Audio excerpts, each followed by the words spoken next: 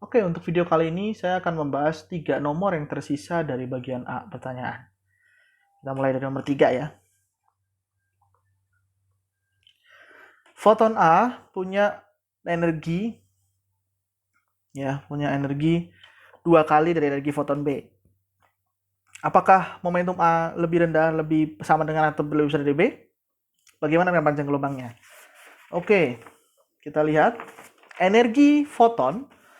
Ya, energi foton kita tahu menurut postulat Planck itu adalah H atau konstanta Planck dikalikan dengan frekuensinya.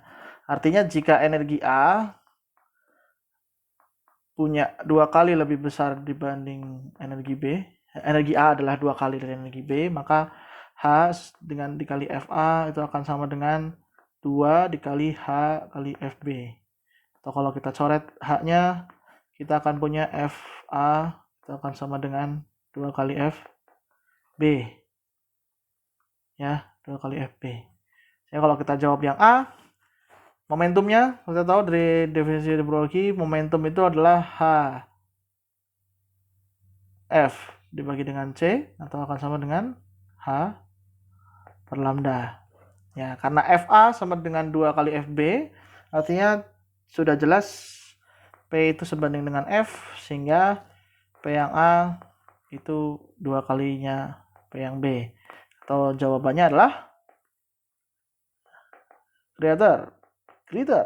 Sedangkan untuk yang B, karena FA sama dengan 2 FB, maka ini akan sama, FA akan sama dengan C per lambda. Ini ada 2, C per lambda B. Kalau kita coret, kita akan dapatkan hubungan lambda A dengan lambda B. Ya, 2 kali lambda A akan sama dengan lambda B. Artinya less. Ya. Mudah-mudahan cukup jelas. Ini hanya masalah perbandingan dari definisi energi, momentum, dan panjang gelombang. Nah, kita beralih ke nomor 4.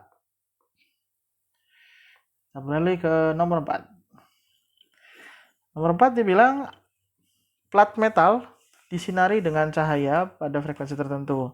Manakah ya, which of the following determine whether all electrons are ejected? A, intensitas dari cahaya. B, seberapa lama cahaya itu mengenai plat. C, konduktivitas termal dari plat. Lalu area dari plat. Lalu material plat itu terbentuk. Oke, dari efek fotolistrik kita tahu bahwa energi foton yang dapat membuat elektron punya energi kinetik atau area lepas dari plat itu harus lebih besar dibandingkan fungsi kerja dari plat material yang kita sinari.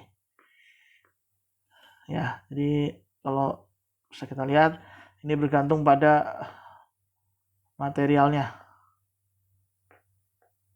Ya, jadi hanya bergantung pada material. Artinya jawaban dari nomor 4, which the following determine whether or not electron ejected, itu yang E, yaitu material of which a plate is made.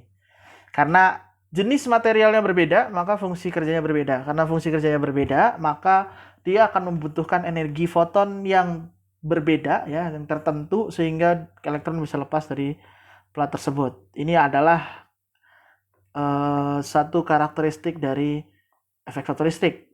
Nah, yang selanjutnya nomor 5. Nah, kita bahas nomor 5 selanjutnya. The following non-relativistic particles all have the same kinetic energy. Rank them in order of their de Broglie wavelengths. The greatest first. Elektron, alpha particle, atau neutron. Yang di sini kita ketahui bahwa energinya sama, energi kinetik, ya, energi kinetik dari partikel,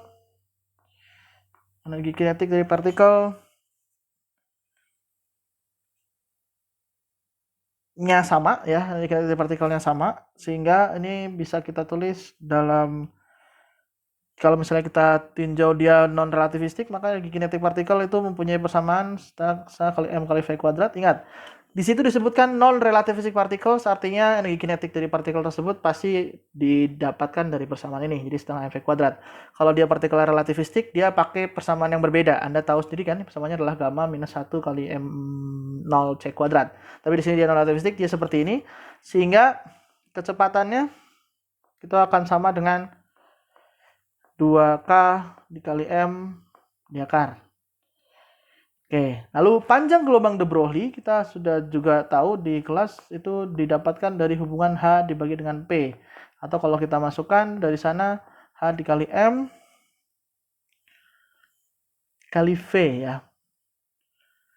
H kali M dikalikan dengan V. Ya, kita tahu itu ya.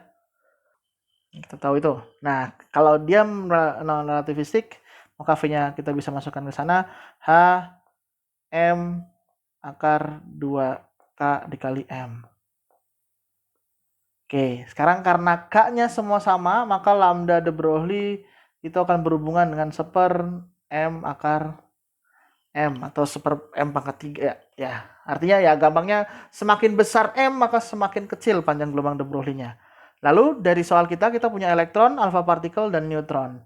Kita sudah tahu ya, sudah jelas bahwa kalian bisa lihat di data massa elektron itu lebih kecil dibandingkan massa neutron, dia akan lebih kecil dibanding massa alfa. Karena kita tahu sendiri alpha partikel itu adalah helium ya. Helium 24.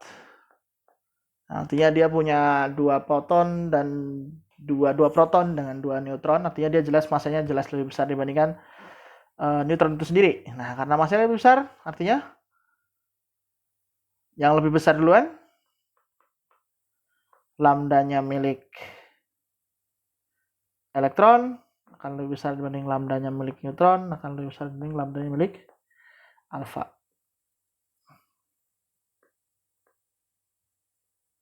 Ya, inilah jawabannya. Nah, oke, 3 nomor ini adalah nomor yang menjelaskan tentang adanya dualisme yang terjadi antara gelombang dengan partikel, di mana gelombang itu mempunyai sifat partikel, di mana dia punya momentum, sedangkan partikel juga mempunyai sifat gelombang, di mana dia punya panjang gelombang. Semoga cukup dimengerti. Silakan lanjut ke soal selanjutnya.